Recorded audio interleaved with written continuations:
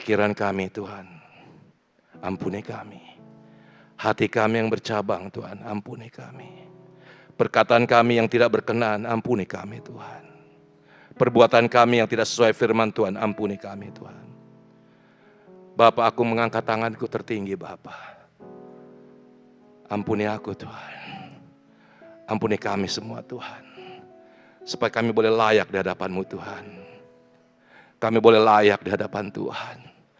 Dengan mulut kami boleh mengatakan Hosana, Hosana, Hosana bagi Raja Tuhan. Terima kasih Bapa yang baik.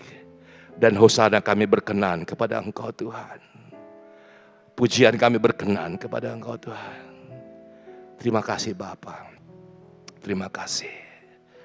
Berbicaralah pada pagi hari ini Tuhan, kami siap mendengar. Di dalam nama Yesus, nama di atas segala nama, Raja di atas segala raja, kami sudah berdoa. Dan kita semua sama-sama katakan, amin. Amin. Silakan duduk Bapak Ibu sekalian. Shalom. Amin. Bapak Ibu sekalian, tema kita untuk bulan April ini adalah Glorious Death, the Glorious Death. Atau kematian membawa kemuliaan. Kita pernah beberapa saat yang lalu kita bicara mengenai paradoks ya. Paradoks adalah pengertian yang bertentangan. Nah, pada pagi hari ini kita kembali diingatkan tentang paradoksnya Tuhan lagi. Mana bisa kematian itu membawa kemuliaan? Gak mungkin Bapak Ibu sekalian. Kematian hanya bisa membawa suatu kematian. Kematian is ending of the story. Kematian selesai. Pada saat kita mati, kita selesai. Tetapi firman Tuhan berbicara lain. Karena Yesus mati di kayu salib, kita semua mempunyai kemuliaan Allah.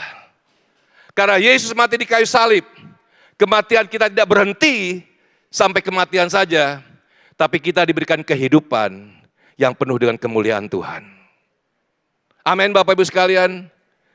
The glorious death merupakan suatu kematian yang membawa kemuliaan dan melahirkan pengharapan yang berkemenangan.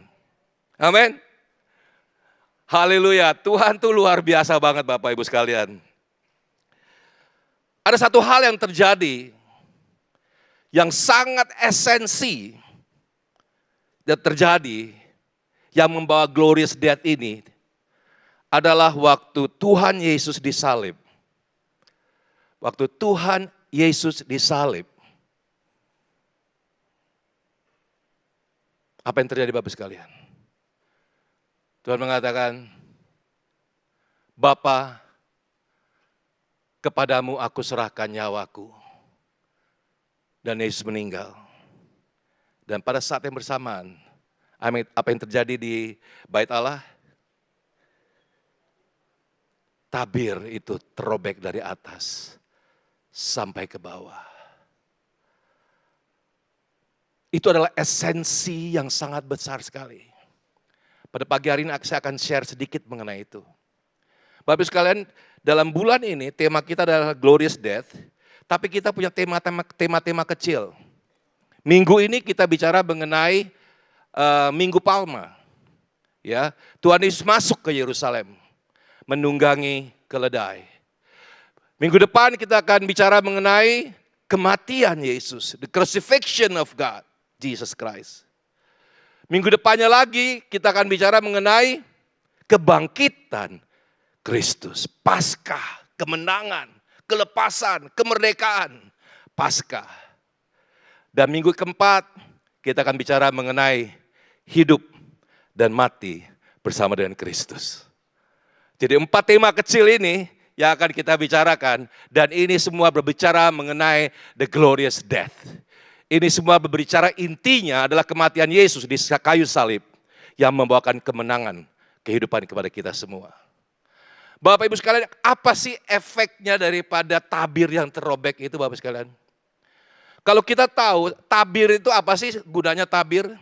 Kalau kita punya rumah, kita punya horden di jendela, itu untuk apa sih Bapak sekalian? Untuk menutupi supaya orang luar nggak bisa lihat ke dalam, ya kan? Untuk menutupi matahari yang begitu terang Bapak Ibu sekalian, sehingga kita yang biasa tidur sampai jam 8 sampai jam 9 bisa tidur nyenyak terus Bapak Ibu sekalian. Serasa seperti jam 4 jam 5 pagi. Jadi tabir adalah untuk menutupi orang bisa melihat ke dalam. Apa yang terjadi dengan tabir yang terobek? The curtain yang dikatakan, the curtain yang kalau kita baca dari sinagog itu, Bapak Ibu sekalian, dari rumah Allah, tabir itu tebal Bapak Ibu sekalian. Warnanya pun merah, ungu, dan merah tua. Dibuat begitu tebal sehingga nggak mungkin robek. Tetapi pada waktu Yesus mati di kayu salib, waktu Yesus menyerahkan hidupnya, tabir itu robek. Dan tabir itu Bapak Ibu sekalian bukan dibuat oleh Musa loh Bapak Ibu sekalian. Bukan pula dibuat oleh Daud Bapak Ibu sekalian. Tapi tabir itu diperintahkan oleh Allah. Sewaktu mereka membangun bait Allah, buat tabir yang memisahkan ruang Maha Kudus dan ruang kudus. Ruang Maha Kudus itu apa Bapak sekalian? Ruang Maha Kudus itu adalah tempat hadirat Allah tinggal di dalamnya. Dengan segala misteri kemuliaan Tuhan, disitulah letaknya ruang Maha Kudus itu. Dan orang tidak bisa masuk ke dalam ruang Maha Kudus. Cuma aja satu yang boleh masuk, namanya imam besar yang dipilih oleh Tuhan. Dan masuknya pun cuma setahun sekali Bapak Ibu sekalian. Waktu dia masuk pun, dia harus berdoa sama Tuhan, minta ampun dulu akan dosanya dia. Supaya dia boleh masuk. Waktu dia masuk pun, bajunya ada keliningan bel-bel kecil. Dan talinya diikat, badannya diikat. Sehingga di luar ada wakil-wakil daripada imam besar. Apabila mendengar imam besar jatuh dan keliningan kling, itu berarti imam besarnya mati. Dan dia harus ditarik keluar dengan tali. Karena apa? Ruang Maha Kudus tidak bisa berkompromi dengan dosa. Tetapi apa yang terjadi Bapak Ibu sekalian? Apa yang terjadi di dalam itu, apa yang terjadi? Semua misteri, semua rahasia yang ada dalam situ Bapak Ibu sekalian. Dan itu hanya Allah sendiri yang tahu. Karena itu namanya ruang Maha Kudus.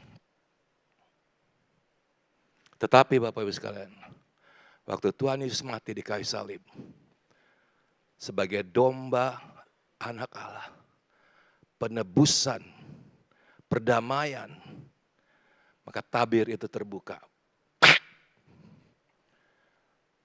Esensinya apa Bapak sekalian? Esensinya Tuhan dengan segenap keilahiannya menyatakan dirinya kepada manusia. This is me. Now you can come directly to me. Now you can see me. Now you can sense me. Engkau bisa melihat aku sekarang. Engkau bisa merasakan aku sekarang. Engkau bisa menikmati aku sekarang.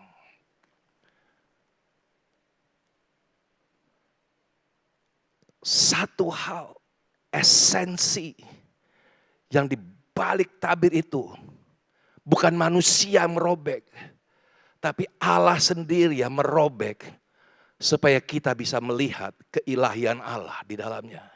Kita boleh masuk ke dalam hadiratnya. Kita boleh menikmati hubungan dengan Tuhan.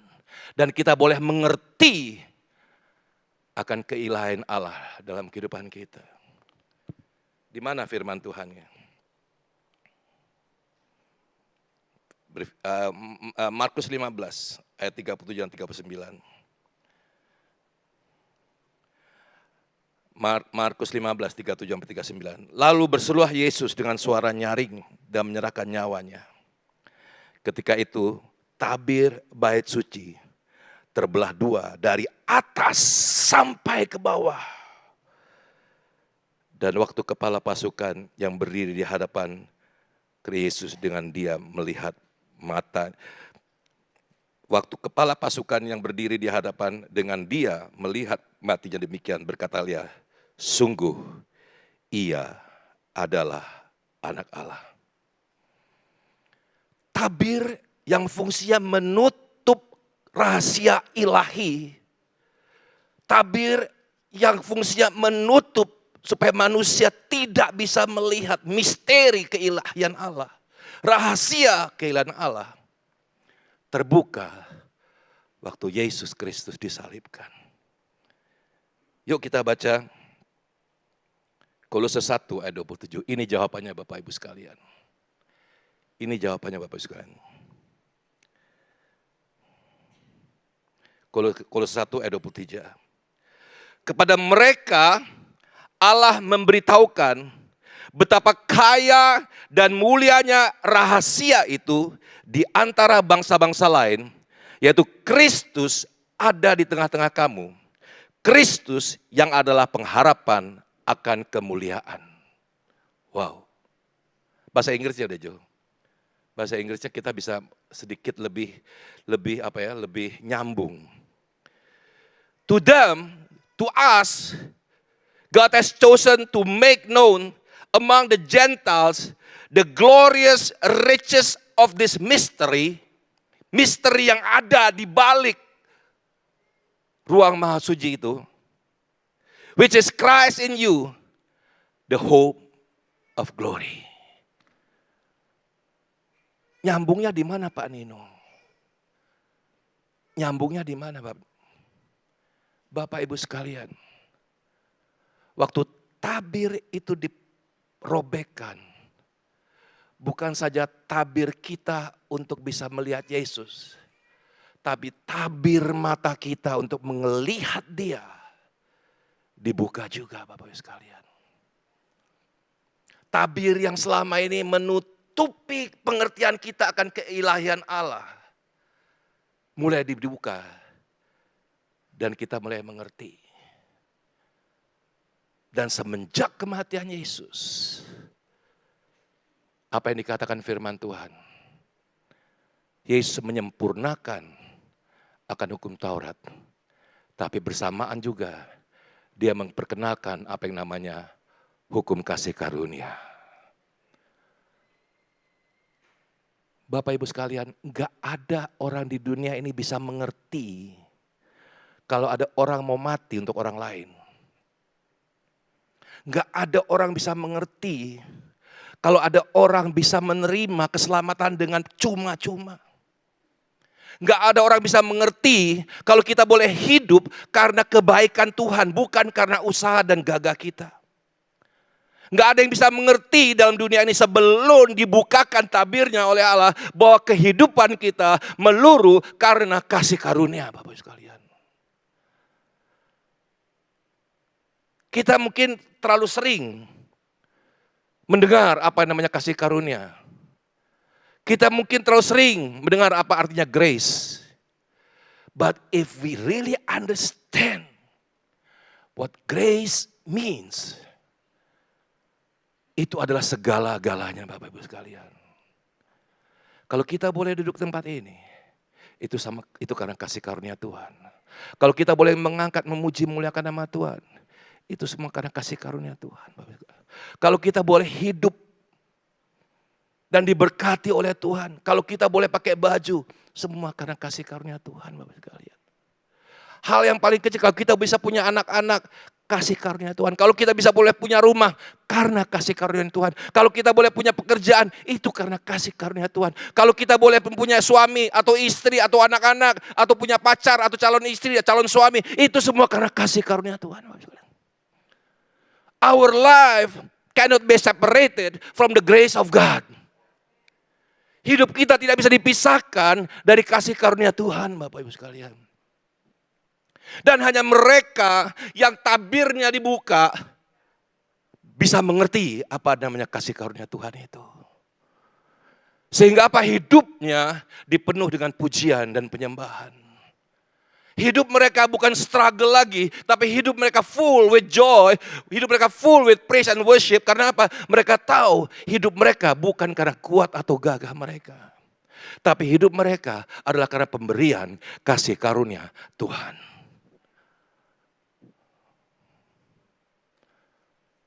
Firman Tuhan katakan, sekarang aku tahu bahwa Tuhan memberikan kemenangan kepada orang-orang yang diurapinya. Dengan kemenangan yang gilang gemilang oleh apa? Tangan kanannya. Orang ini memegang kereta, orang itu memegahkan kuda. Tapi aku bermegah di dalam nama Tuhan Allah kita. Mereka rebah dan jatuh. Tapi aku bangun, berdiri dan tetap tegak, Bapak sekalian. Dan itu semua karena kasih karunia Tuhan.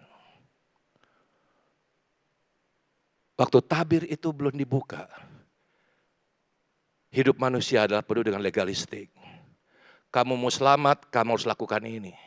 Kamu mau diampuni dosanya, kamu harus bawa kerbau, lembu, merpati, apapun binatang-binatang. Tapi sekarang kita yang hidup dalam kasih karunia Tuhan, kita bisa masuk ke ruang yang maha suci dan mengatakan, Tuhan inilah aku. Ampuni aku Tuhan. Dan Tuhan menyelesaikan dosa-dosa kita. Amin Bapak sekalian. Orang harus melakukan banyak perbuatan. Agama-agama lain harus melakukan perbuatan supaya dia bisa memperoleh pengampunan itu. Tapi kita, karena kita sudah dirobek tabirnya, karena Allah sudah membuka dirinya untuk pengampunan kita, maka kita bisa datang kepada Dia. Dan kita hanya tinggal minta ampun sama Dia dengan sungguh-sungguh. Dengan sungguh-sungguh. Karena firman Tuhan katakan apa tadi yang saya dalam doa? Walaupun dosamu merah seperti kirmisi, merah seperti kain kesumba, apabila engkau menyesal dan minta ampun, ini ada 2 ayat ya, saya gabung. Minta ampun, maka Allah adalah pengasih dan adil.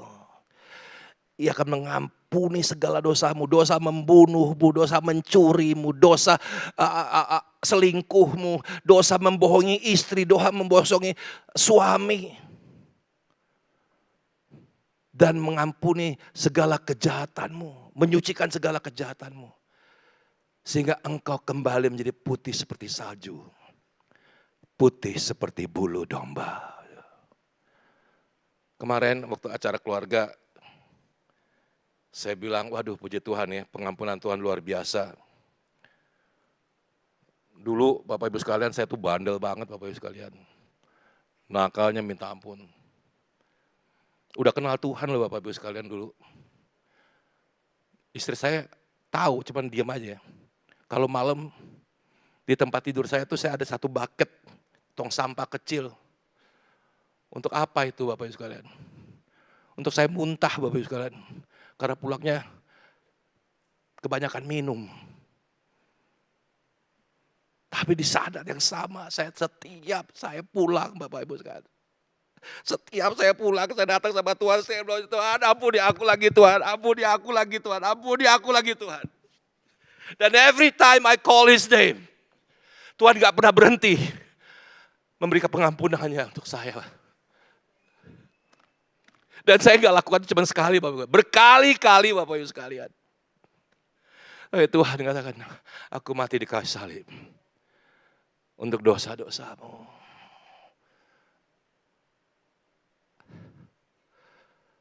Tirai yang membatasi kesucian Allah sudah Tuhan robek. Sehingga kita yang berdosa boleh datang masuk ke ruang yang maha kudus itu dan minta pengampunan kepada Dia. Enggak perlu lewat-lewat lagi yang namanya imam besar. Karena Dia sendirilah imam besar itu. Yesus Kristus namanya. Bapak Ibu sekalian, pada pagi hari ini saya mengundang kita untuk punya hati yang terus bertobat sama Tuhan. Untuk menjaga hubungan kita. Bahwa kita adalah anak-anak Allah. Jangan biarkan kita mempunyai ada hal-hal yang menghalangi kita. Sebab firman Tuhan katakan, yang membuat Tuhan tidak mendengar akan seruan kita. Yang membuat Tuhan tidak bisa melihat kita. Bukanlah karena ketidakmampuan Tuhan, tetapi karena dosa-dosa yang menghalangi kita untuk datang kepada Dia. Dengan Tuhan tidak ada yang namanya times forget everything, no. Dalam Tuhan gak ada yang namanya Tuhan melupakan karena waktu sudah lewat, enggak. Sebelum kita menyelesaikan sungguh-sungguh dengan Tuhan, sampai itu pun dosa itu akan tetap di dalam kita. Bapak Ibu sekalian, bisakah kita mengatakan Hosana, Hosana, Hosana bagi Allah, tapi kehidupan kita masih di dalam dosa. Ada hal-hal yang belum kita selesaikan. Ada hal-hal yang kita sembunyikan. Ada kemarahan, ada benci, ada iri hati dalam hati kita.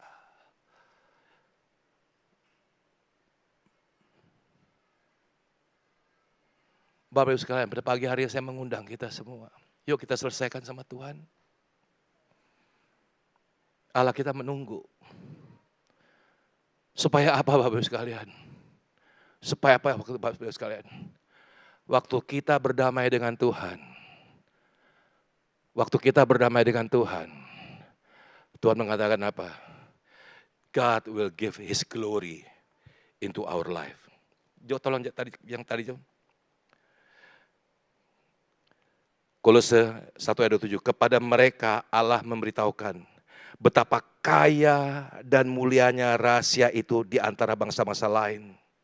Yaitu Kristus yang ada di tengah-tengah kamu.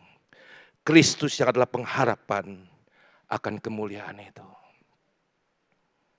Apabila hubungan kita dengan benar, maka Kristus yang ada di dalam kita akan menjadi kemuliaan kita Bapak sekalian. Artinya apa Bapak sekalian? Apabila segenap kemuliaan Allah ada di dalam kita, apapun masalah yang kita hadapi, kita pasti bisa menyelesaikan bersama dengan Tuhan Yesus.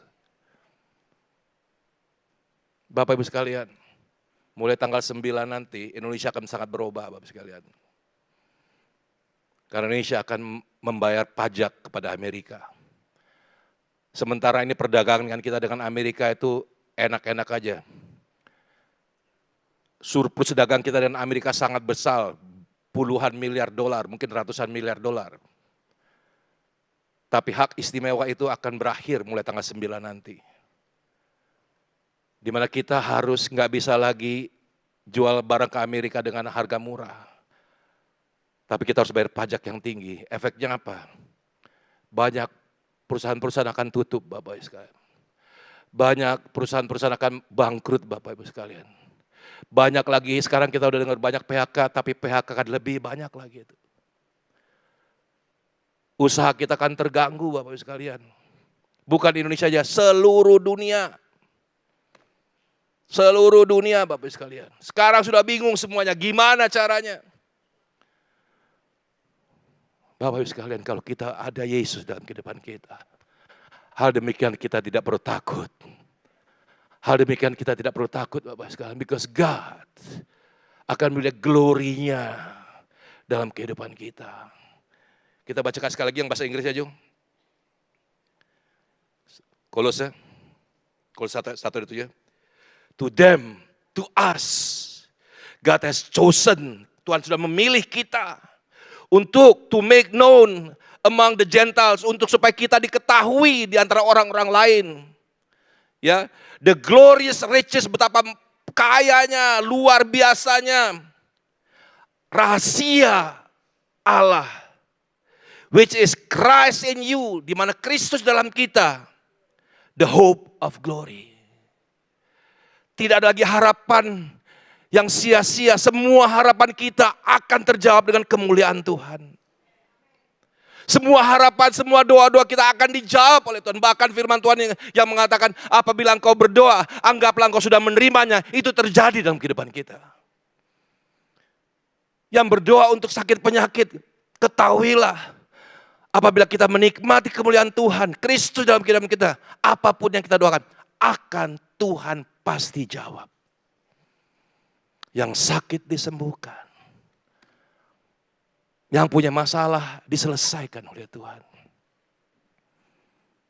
The only thing is that kita harus mengerti hubungan kita dengan Allah kita.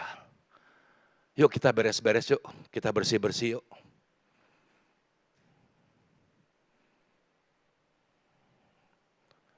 Saya kemarin baca, hebat juga ya ini orang. Ada di semua mungkin pernah baca, ada pelakor dengan gubernur yang di sebelahan Jakarta sebelah sana. Terus pelakor itu bilang, iya memang mungkin saya pernah, tapi sekarang saya mau beres-beres. Wah keren juga dia pakai kata beres-beres. Pelakor aja bisa bertobat loh Bapak Ibu sekalian. Yuk kita bertobat sama Tuhan yuk. Kita selesai Bapak Ibu. Itu pelakor yang belum kenal Tuhan loh. Dia katakan saya mau beres-beres. Dia mau menyelesaikan, dia nggak mau hidup seperti yang lama lagi. Dia mau hidup baru. Supaya waktu Hosana, kita benar-benar Hosana. Nggak setengah Hosana Bapak Ibu. Tadi ada nggak yang angkatnya ini Hosananya setengah-setengah, karena apa? Ada dosanya yang belum selesai. Dia malu ngangkat tinggi-tinggi. Dia malu angkat tinggi-tinggi. Hosana, Hosana. Enggak, Hosana, Hosana. Takut dilihat tetangganya. Sok tahu lo Hosana, lo sama gue aja belum beres. Yuk kita selesaikan Bapak Ibu sekalian. Supaya waktu kita masuk dalam bulan ini. Nanti apabila kita dengar firman Tuhan demi firman Tuhan yang luar biasa pada bulan ini. Mata kita akan lebih dicelikkan lagi. Kita akan lebih mendapat berkat lagi. Karena kita menerima setiap firman dengan hati yang bersih. Dengan hati yang bersih. Amin Bapak Ibu sekalian. Akhirnya, saya membaca satu firman Tuhan.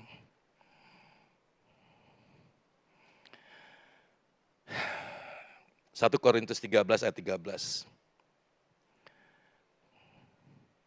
Demikianlah tinggal 3 hal ini, yaitu iman, pengharapan, dan kasih. Dan yang paling besar diantaranya ialah apa? Kasih. Maksudnya apa?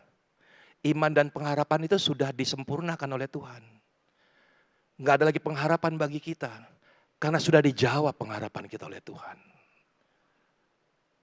Dengan iman kita kepada Yesus, semua pengharapan kita sudah terjawab oleh Tuhan. Our dreams, our prayers, our permohonan sudah dijawab oleh Tuhan di kayu salib. Karena dikatakan, sudah selesai. Tetelestai, sudah selesai. Semua doa kamu, permohonan kamu sudah selesai di kayu salib. Iman, pengharapan dan kasih. Iman pengharapan sudah selesai, aku sudah jawab. Jadi kalau engkau berdoa, ketahuilah bahwa engkau sudah menerimanya. Yang perlu engkau lakukan sekarang adalah hidup di dalam kasih. Amin. Dengar enggak kita? Dengar ya? Nyimak ya? Ngerti ya? Soalnya kemarin kita waktu sama kebaktian keluarga, kedua cucu saya ikut. Terus saya bilang, dengar ya, abis ini ada kuis. Dengar ya, abis ini nanti Papu akan tanya. Oke, saya mau supaya mereka dengar. Selesai karena kita bicara mengenai Paskah, saya tanya, oke Iki, Tuhan Yesus datang ke Yerusalem, naik apa? Naik keledai, naik beruang, apa naik ular? Iki diam, ketawa dia nggak nyimak Bapak Ibu sekalian. Naik ular Papu.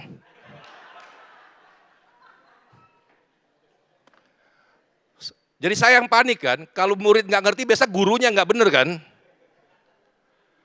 Saya tes satu lagi. Oke Iki, satu lagi nih. Tuhan kita namanya siapa? Petrus, Yohanes apa Yesus? Dia langsung, Yesus, waduh puji Tuhan. Puji Tuhan Bapak Ibu sekalian. Kalau sampai dia bilang Yohanes, waduh ini gurunya nggak bener. Jadi Bapak Ibu sekalian, saya mohon, saya harap Bapak Ibu sekalian ngerti ya apa yang saya sampaikan. Jangan nanti ditanya di luar, jawabannya naik ular lagi. Amin. Yuk kita bereskan. Yuk kita selesaikan hal-hal yang belum benar sama Tuhan. Supaya hubungan kita indah dengan Tuhan. Dan hidup kita sebagai anak-anak Tuhan yang berkuasa. Amin. Waktu kita berdoa dengan penuh kuasa. Waktu kita membaca firman Tuhan itu yang namanya logos, langsung plop keluar menjadi rema dalam kehidupan kita. Amin. Karena kita punya hubungan yang indah, enggak dihalangi oleh dosa-dosa yang masih kita simpan. Minta ampun semua, selesaikan bersama dengan Tuhan. Tuhan menunggu pengakuan dosa kita. Amin. Amin. Tuhan Yesus memberkati. Haleluya.